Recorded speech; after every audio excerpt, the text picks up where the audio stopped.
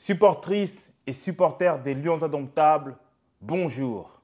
Salut les braves. Vidéo un peu spéciale. Bien sûr, on va parler du débrief.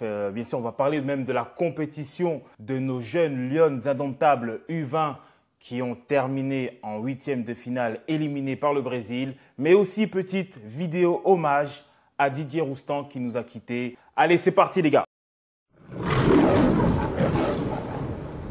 J'ai mis le maillot de 94, le maillot du Cameroun, Mitre, la fameuse marque espagnole, le fameux sponsor espagnol. Il y a une vidéo avec Gooms et Coulisses où on parle un peu de cette compétition un peu bizarre que le Cameroun avait vécue donc en 94. Première Coupe du Monde que je suis. Donc, imaginez-vous l'âge que j'ai. J'étais très jeune, attention. Mais c'est la première Coupe du Monde que je suis. La première Coupe du Monde, je suis le Cameroun. Et dans cette compétition, celui qui était présentateur était Didier Roustan. Avec bien sûr Cantona. Je pense que Cantona, c'était un genre de duo et tout. Donc, c'était aux États-Unis. Premier match contre la Suède. Je me souviens, je pense que j'avais dû veiller avec mes grands cousins à 22 h pour voir le match Cameroun-Suède qui s'était soldé à match nul 2-2. Je me souviens encore, c'était but de Dahlin et Brolin du côté de la Suède.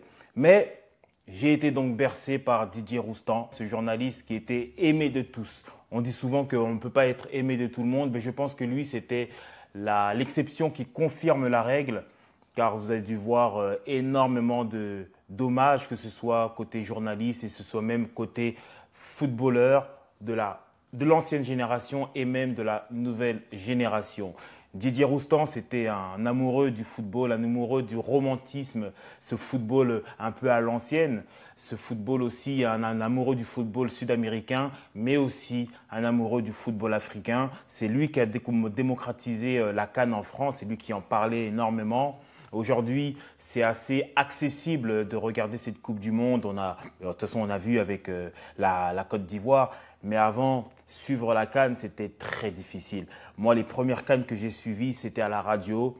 Après, je pense qu'il y a eu Eurosport, mais Eurosport était une chaîne payante. Et donc, la CAN passait vraiment un peu à travers. Ce n'était pas vraiment une compétition. Quand on allait à l'école, on parlait de ça très peu, très rarement. Donc, ce n'était pas aussi hype que maintenant. Et il y avait des personnes comme Didier Roustan qui, lui, mettait en avant cette Coupe du Monde, cette compétition, excusez-moi. Didier Roustan, donc, c'est aussi pour ça que je dis les Braves, parce que c'est le dernier des Braves. Et si vous ne connaissez pas ses travaux, si vous ne savez pas tout ce qu'il a fait avant, parce qu'on le connaît de sa dernière, il faisait un podcast et aussi il était sur l'équipe. Mais nous, c'est notre enfance avec Téléfoot, cette mythique émission de football sur TF1. Donc, si vous ne connaissiez pas Didier Roustan, allez-y.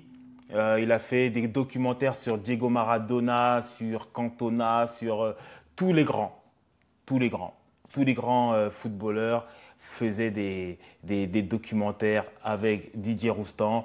Il avait une façon de parler, il avait un ton et encore une fois, c'était un amoureux du beau football. C'était un amoureux peut-être de ce football que moi aussi je vois un peu disparaître. Et ce qui nous amène justement, je vais faire la transition avec le match qu'on a vécu hier, Brésil-Cameroun, c'était Brésil-Cameroun. Ça devient un peu une affiche maintenant, hein, Brésil-Cameroun. C'est toujours un match intéressant. Et que ce soit pour les seniors, que ce soit pour les moins de 23 et maintenant pour les filles, eh bien écoutez, je pense que beaucoup pensaient que le Brésil allait marcher sur le Cameroun. Eh bien écoutez, je vais vous dire la vérité, je pense qu'il y a un monde, il y a un chemin où les Camerounaises auraient mérité de passer, de se qualifier. Alors bien sûr, je ne vais pas faire de top et de flop parce que hier, j'ai eu que du plaisir. Alors bien sûr, si on pinaille, on va parler du côté tactique, du côté technique, de la gestion des émotions, parce que je pense qu'en Afrique, c'est ça qui nous manque, cette gestion des émotions, c'est qu'à un moment donné, ne pas mettre le pied, ne pas faire la faute, d'avoir peut-être cette roublardise. Mais on parle de jeunes filles, on parle de filles de moins de 20 ans qui ont quoi, 19, 18, peut-être même 17 pour certaines, et qui vivent leur première réelle compétition internationale organisée par la FIFA, la Coupe du Monde. Rendez-vous compte, messieurs, dames, la Coupe du Monde en Colombie, à Bogota, hein, qui a connu des finales de Copa Libertadores, qui a connu aussi des Copa América, Higuita, tous ces grands joueurs-là. Et elles ont joué là-bas. Elles ont joué là-bas en plus face au Brésil qui, je pense qu'il y avait plus de supporters brésiliens que les supporters camerounais. Il y avait un petit contingent de Camerounais. Je les ai vus. À un moment donné, j'entendais même Cameroun, Cameroun. Et ça fait plaisir. Et ça fait plaisir parce que elles ont tout donné. Elles n'ont pas à rougir.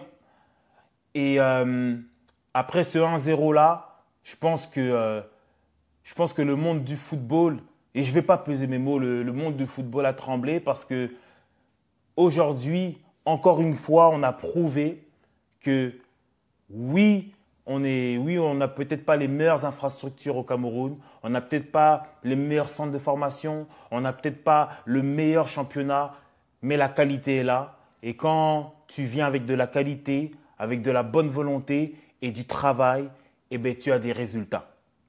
Tout simplement. Tu as des résultats.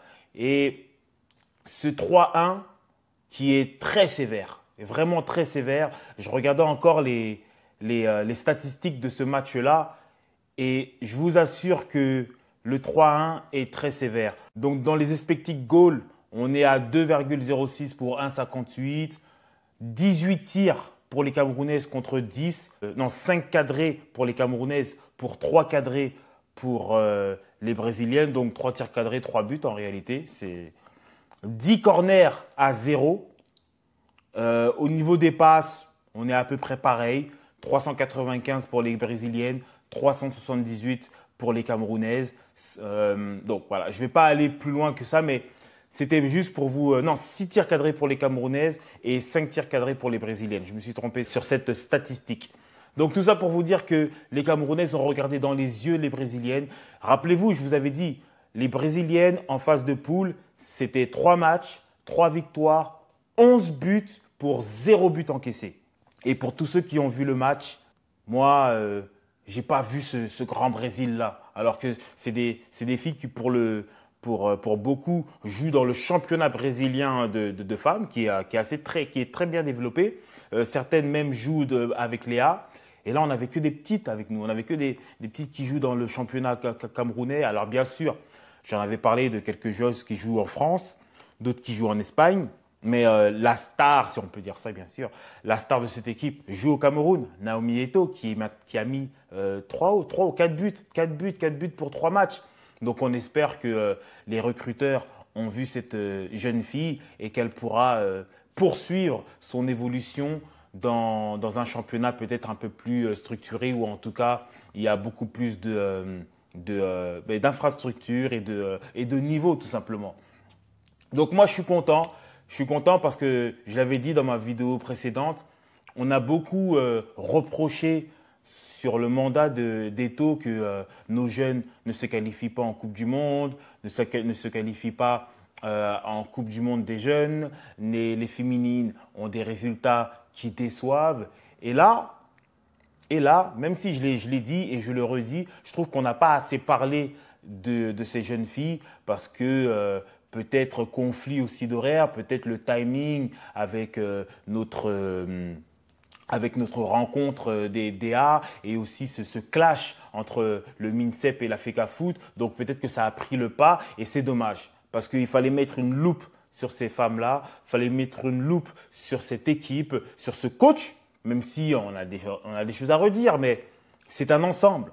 On ne gagne pas tout seul. C'est le coach, c'est les joueuses, c'est l'encadrement, c'est tout ce qui a été mis en œuvre pour que ces Camerounaises aillent le plus loin possible dans cette compétition. Elles s'arrêtent en huitième de finale. Encore une fois, je trouve que le 3-1 est très sévère. Je pense que oui, il y a eu peut-être un peu moins de physique, peut-être de la fatigue, peut-être une gestion des émotions qui a un peu failli, parce qu'on voyait très bien que les Brésiliennes étaient un peu plus vicelardes, excusez-moi le terme, mais qui avaient un peu plus d'expérience. Et peut-être que nos Camerounaises, sur certaines phases de jeu, étaient un peu plus naïves. Mais encore une fois, je le dis et je le redis, si les joueuses tombent sur cette vidéo, je vous le dis, vous m'avez fait rêver. Vous m'avez fait kiffer. Ne soyez pas déçus. Ayez la tête haute. Ce que vous avez fait, c'est énorme. Pour la simple et bonne raison que ça n'avait jamais été fait avant. Vous l'avez fait. Vous êtes des pionnières. Je souhaite que chacune d'entre vous puisse continuer cette carrière de football parce que le football, messieurs, dames, c'est ce qu'il y a de plus beau. C'est le sport le plus beau. C'est de la dramaturgie, c'est de la joie, c'est des larmes, mais c'est comme le théâtre. Et c'est pour ça qu'on est là, c'est pour ça qu'on fait des vidéos, c'est pour ça qu'on fait des débats jusqu'à 4 heures du matin, c'est pour ça qu'on se chamaille. Parce que le football, il n'y a pas un scénario qui est écrit. On ne sait jamais ce qui peut se passer dans un match de foot et c'est ce qui nous réunit autour d'une télévision ou dans un stade. Et ce qu'elles ont fait, c'est exactement ce pourquoi on aime le football. Une nation, une petite nation entre parenthèses, même si le Cameroun n'est pas une petite nation, mais je veux dire qu'une équipe qui n'est pas favorite et qui regarde dans les yeux cet ogre, ce monstre de football qui bien sûr a gagné à la fin. Mais je pense que le Cameroun, cette équipe du Cameroun a donné énormément de difficultés à cette équipe du Brésil. Encore une fois, hommage à Didier Roustan. Félicitations à nos jeunes Lyonnes. J'espère vraiment qu'on va revoir certaines de ces joueuses. Les Braves, on se retrouve très bientôt. Nous avons atteint la barre des 4000 abonnés. C'est incroyable ce qui se passe. C'est incroyable. Alors, continuez, likez, abonnez-vous, commentez. C'est le dé de la tanière 237. On est ensemble.